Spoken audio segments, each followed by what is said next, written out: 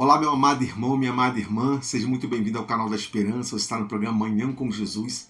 É um prazer ter você conosco. Estamos entrando hoje no 8º estudo dos 13, como combinamos. E o tema da semana, como eu falei no último vídeo, é Luz do Santuário.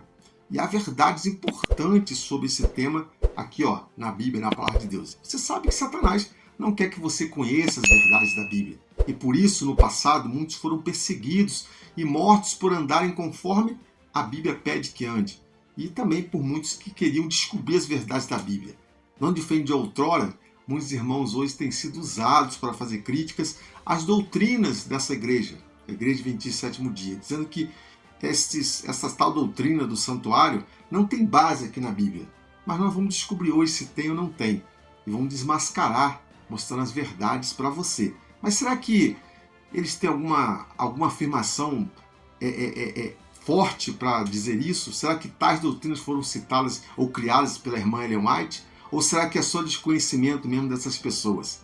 Gostaria de entrar um pouco mais a fundo nesse assunto, deixar bem claro que eu sou um adventista do sétimo dia desde o berço.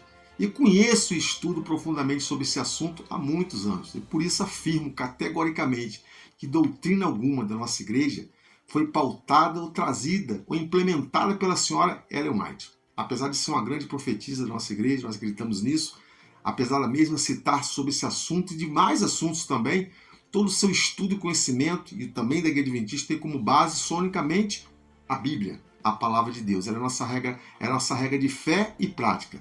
Tais afirmações, meu irmão, errôneas, demonstram desconhecimento destas pessoas, destes que afirmam isso. Está muito longe da verdade e revela em grande medida, além de um desconhecimento da nossa doutrina, um desconhecimento das profecias de Daniel e descrita aqui também de Apocalipse, ok? Bem como da tipologia do santuário e de seu cumprimento. Quando se estuda seriamente e se faz uma análise completa, profunda, todos os aspectos que envolviam os rituais tipológicos do santuário do Antigo Testamento, isso mostrará que Cristo, em seu ministério aqui na Terra, por meio de sua morte e ressurreição, bem como no seu ministério sacerdotal no santuário celestial, é quem cumpre toda a tipologia. Nele, a sombra encontra simplesmente a realidade e atinge o seu ápice. Isso é o que nós iremos entrar hoje mais profundamente no nosso estudo. Então, eu quero que você venha comigo para mais um estudo, o grande conflito, a guerra por trás de todas as guerras e o tema Luz no Santuário. Embasamento bíblico. Um dos argumentos mais comuns que alguns fazem contra a Igreja Adventista do Sétimo Dia, quando se fala da doutrina do juiz investigativo, é de que tal doutrina não encontra apoio aqui, na Bíblia, na Palavra de Deus. Pois uma vez que Deus é onisciente, que necessidade ele teria de fazer um juízo de investigação? Interessante. Se Deus sabe todas as coisas, por que ele tem que investigar algo? É verdade. De fato, meu irmão, Deus é onisciente. Mas quanto aos anjos? Quanto a nós, seres humanos? De certo que eu, você e os anjos, nós não somos. Ora, o juízo feito por Deus, ele busca uma coisa: estabelecer uma base legal que demonstre publicamente para todo o universo que o veredito que ele dará é justo e verdadeiro. Simples assim. Temos que lembrar que uma das coisas que Satanás trouxe nessa guerra contra o governo de Deus foi implantar o quê? A dúvida. É uma questão de transparência da parte de Deus. Não que ele necessite disso, mas é assim que o Senhor age. Temos que lembrar que Deus não faz nada sem antes revelar aos seus profetas. Quando nós vamos lá em Amós 3,7, o que diz lá? Certamente o Senhor soberano não faz coisa alguma sem revelar seu plano aos seus servos, os profetas. Outro ponto importante a ser destacado é a oportunidade oferecida ao pecador para que se arrependa dos seus pecados e seja salvo. Salvo em quem? Em Cristo Jesus. Há exemplos claros aqui na Bíblia que prefiguram as ações de Deus no estabelecimento de um juízo investigativo. Um desses fatos é Adão e Eva, por exemplo. Logo após o pecado, Deus visitou nossos primeiros pais, como descrito aqui na Bíblia, e clamou no jardim: onde vocês estão? Adão respondeu então: ouvi a tua voz no jardim, e porque estava nu, tive medo e me escondi. Então Deus continuou: quem lhe disse que estavas nus? Você comeu por acaso da árvore do qual ordenei que vocês não comessem? Todo esse diálogo, relatado lá em Gênesis 3, 9 a 11, chama atenção, pois claramente temos ali um juízo investigativo. Deus não sabia onde Adão estava? Ele havia perdido a onisciência? Deus não sabia se Adão tinha comido ou não do fruto? Se Deus sabe todas as coisas, e portanto sabia exatamente onde Adão estava, bem como sabia ele que Adão havia comido sim do fruto, por que ele fez tais perguntas? Algo a se pensar. A resposta é simples, meu irmão. Deus fez aquela investigação naquele momento simplesmente para que Adão e Eva pudessem ter a oportunidade de confessar os seus pecados e se arrependessem. Outra história sobre o juízo investigativo nós encontramos ali, história de Caim e Abel. Caim matou Abel, seu irmão. Logo depois desse fato, Deus visitou a Caim e perguntou: onde está Abel, o seu irmão? A resposta meio que ignorante de Caim foi: não sei, por acaso sou o guardador do meu irmão? Mas Deus mais uma vez insistiu e questionou: o que foi que você fez? Ora, Deus não sabia o que Caim havia feito? Por que perguntou onde estava Abel e o que Caim havia feito? Por sua onisciência, Deus sabia sim exatamente o que Caim tinha feito, mas estava dando a ele a mesma oportunidade que deu a Adão e Eva de se arrepender e confessar os seus pecados. Veja bem, meu irmão, o juízo investigativo realizado pelo sacerdote Israel todos os anos, aquele que era a figura do verdadeiro, tinha um objetivo similar. Qualquer pessoa que nesse dia não se humilhar será eliminado do seu povo, como está lá em Levítico 23, 29. Claramente, o povo deveria estar em contrição e buscando o perdão e a aceitação divina nesse dia. O mesmo se dá no ritual antitípico que ocorre no céu, onde o sumo sacerdote é o Senhor Jesus. Ele pleiteia em nosso favor, dando a nós a oportunidade de arrependimento e confissão de pecados. E como deveríamos nos portar, então, diante de tal conhecimento celestial? Da mesma forma que o povo de Israel se comportava no ritual do dia da expiação. Sombra e realidade. É necessário, portanto, que as figuras das coisas que estão nos céus fossem purificadas com tais sacrifícios. Mas as próprias coisas celestiais requerem sacrifícios superiores àqueles. Porque Cristo não entrou em santuário feito por mãos humanas, figura do verdadeiro santuário, porém, no próprio céu, para comparecer agora por nós. Diante de quem? Diante de Deus Pai. Isso você encontra lá em Hebreus 29, Hebreus 9, no caso, 23 a 24. O texto de Hebreus é claro em nos apresentar alguns pontos aqui importantes. Há um santuário no céu, primeiro tópico, feito não por mãos humanas, mas feito pelo próprio Deus. Segundo tópico, Cristo é o nosso sumo sacerdote nesse santuário celestial. Terceiro tópico, era necessário que o santuário no céu fosse purificado. Ao construir o santuário terrestre, Moisés fez conforme o modelo que Deus lhe havia mostrado lá em Hebreus. Hebreus confirma que há um santuário no céu. O livro de Apocalipse confirma em diversos momentos a presença de um santuário no céu, pois cita os móveis desse santuário. Veja bem, primeiro, 7 candeeiros de ouro. Você vê lá em Apocalipse 1, 12. Segundo, altar de incenso, Apocalipse 8, verso 3. Terceiro, Arca da Aliança, Apocalipse 11, 19. Esse último texto de Apocalipse, ele fala claramente da existência de um santuário no céu. E abriu-se no céu o templo de Deus, e a arca da sua aliança foi vista no seu templo. E houve relâmpagos, vozes e trovões, e terremotos, e grande saraiva. Há, portanto, um santuário aonde? No céu.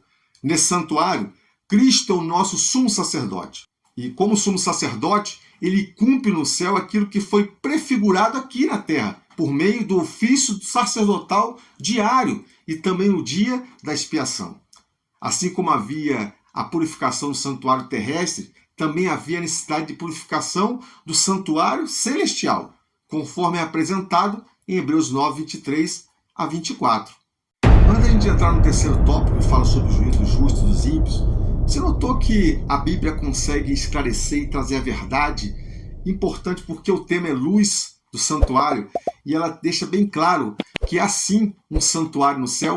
Nós lemos aqui em Hebreus, lemos em Apocalipse, que há sim um santuário no céu. e que todo aquele ritual feito aqui no santuário terrestre, na época de Moisés, eram cópias e sombras de uma realidade que existe no céu e que hoje Jesus é essa realidade. Você notou que caiu por terra todas as mentiras, as falácias de muitos que são usados por Satanás para denigrir, mentir e colocar você contra a igreja adventista que usa a Bíblia como sua regra de fé e viver e prática? Você notou isso? Agora, com base no juízo dos justos e dos ímpios, deixa eu trazer uma história que me aconteceu. Uma pessoa, uma vez de outra denominação, me falou que quando Jesus viesse na próxima vinda, ele traria juízo, ele iria julgar tanto o ímpio quanto os salvos. Eu fico imaginando Jesus aqui, passando milênios, julgando desde Adão até o último homem. Mas a Bíblia não diz que Jesus virá para julgar, Jesus virá para salvar, resgatar aqueles que aceitaram seu sacrifício e o tornaram ele como seu advogado no céu diante do Pai. Então, o que leva a crer que já houve sim, está havendo hoje sim, em algum momento houve, ou está havendo, e nós vamos falar sobre isso agora, um julgamento, e que Cristo é nosso advogado. Mas nós vamos esclarecer isso agora, nesse próximo tópico, terceiro tópico. Biblicamente, não há juízo que se realize por ocasião da volta de Jesus. Em 1 Tessalonicenses 4, 16 e 17, nós podemos ler o seguinte: porque o Senhor, mesmo dada a sua palavra de ordem, ouvida a voz do arcanjo e ressoada a trombeta de Deus, descerá dos céus e os mortos em Cristo ressuscitarão primeiro. Depois, nós, os vivos, os que ficarmos, seremos arrebatados juntamente com eles, entre nuvens, para o encontro com o Senhor, aonde? Nos ares. E assim estaremos para sempre com o Senhor. Ou seja, por ocasião da segunda vinda de Cristo, haverá a ressurreição dos justos, aos quais se unirão, aos justos vivos, no caso. Todos os salvos serão arrebatados para o céu. Os ímpios que estiverem vivos serão mortos, conforme diz 2 Tessalonicenses 2,8.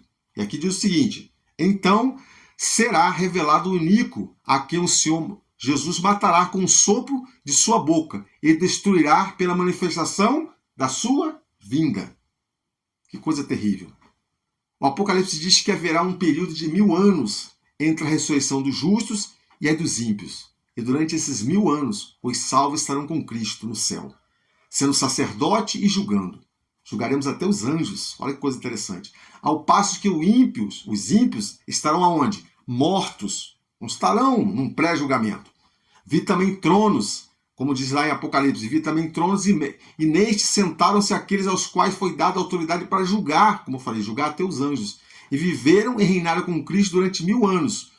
Os restantes dos mortos não reviveram até que se completassem os 1000 anos. Esta é a primeira ressurreição. E aqui a Bíblia diz que bem-aventurado e santo é aquele que tem parte na primeira ressurreição. Sobre esse, a segunda morte, não tem poder. Pelo contrário, serão sacerdotes de Deus e de Cristo e reinarão com ele 1000 anos. E aqui você encontra isso em Apocalipse 20, 4 até o verso 6. Até então, não terá havido juízo dos ímpios. Eles terão experimentado apenas a primeira morte, que não é a morte eterna. E estarão aguardando o momento em que serão julgados e sentenciados. Após os 1000 anos, os ímpios serão novamente ressuscitados. E agora sim, haverá o julgamento deles, bem como a sentença de morte, morte eterna. Vi um grande trono branco e aquele que está sentado nele, e a terra e o céu fugiram da sua presença dele, e não se achou lugar para ele. Vi também os mortos, os grandes e os pequenos, que estavam em pé diante do trono. Então foram abertos livros. Ainda outro livro, o livro da vida, foi aberto. E os mortos foram julgados segundo as suas obras, conforme o que estava escrito nos livros. O mar entregou os mortos que nele estavam. A morte e o inferno entregaram os mortos que neles haviam. E foram julgados um por um, segundo as suas obras. Então a morte e o inferno foram lançados no lago de fogo. Esta é a segunda morte, o lago de fogo. E se alguém não for achado escrito no livro da vida, esse foi lançado no lago de fogo. Apocalipse 20, 11 e 15. Agora sim, os ímpios serão então julgados. Você notou um detalhe nesse texto de Apocalipse 20, 11? Aqui diz que o inferno será jogado no lago de fogo. Mas as pessoas dizem que o inferno é eterno? Como assim? O inferno não é eterno. Eterno é Deus e quem estará com ele pela eternidade, os salvos. Eu vou deixar aqui descrito nesse vídeo para você 4 coisas importantes que diferenciam o juízo de Daniel 7 do juízo de Apocalipse. E as 4 coisas importantes frisar é o seguinte: a primeira coisa importante, o juízo ocorrerá no céu, não aqui na terra, deixando mais uma vez por terra, caindo por terra, a história da minha amiga que diz que Jesus virá para julgar. Não, o julgamento é feito no céu. E um detalhe, sem a presença dos seres humanos, ok? Ali também descreve em Daniel 7, há vários tronos nesse juízo. E terceira coisa, além do juiz, que é Deus, o Pai, o ancião de dias, né? Temos a presença do Filho do Homem, Jesus. E ele tem um papel, ele é nosso advogado e intercessor.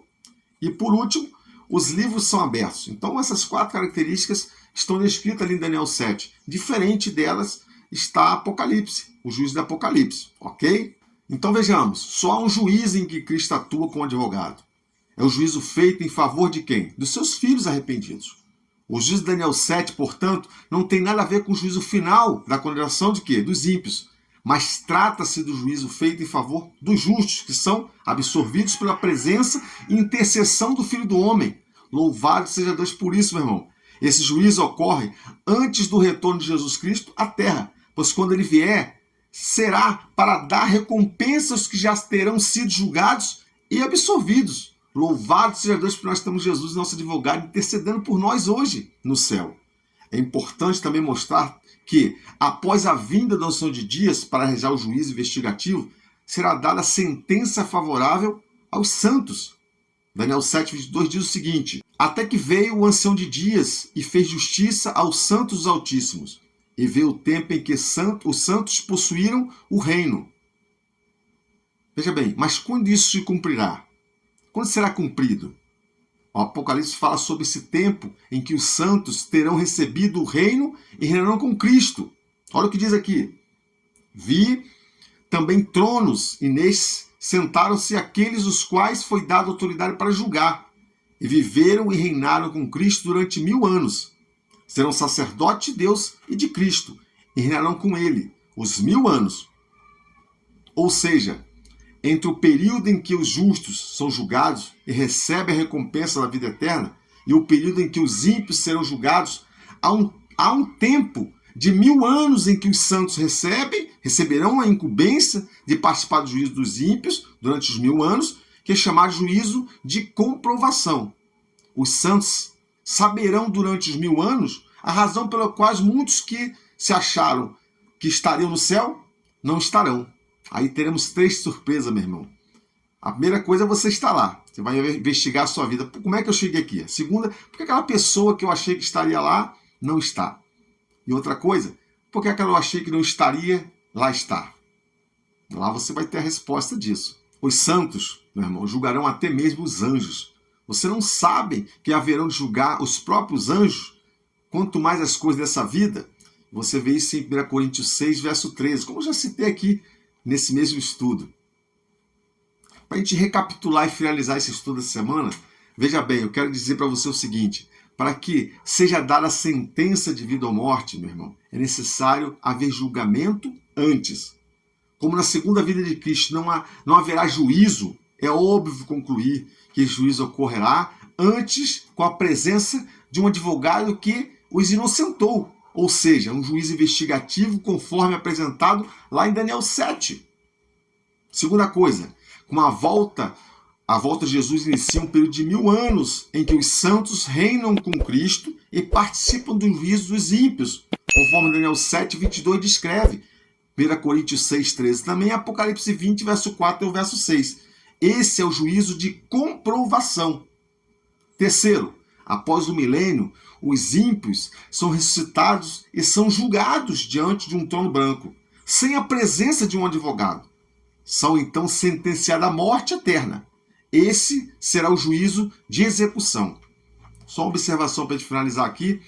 Veja bem, se você tem um problema com a justiça, você procura um advogado, porque diretamente você não pode falar com o juiz, que vai representar você nas falas e te trazer a não condenação é o advogado.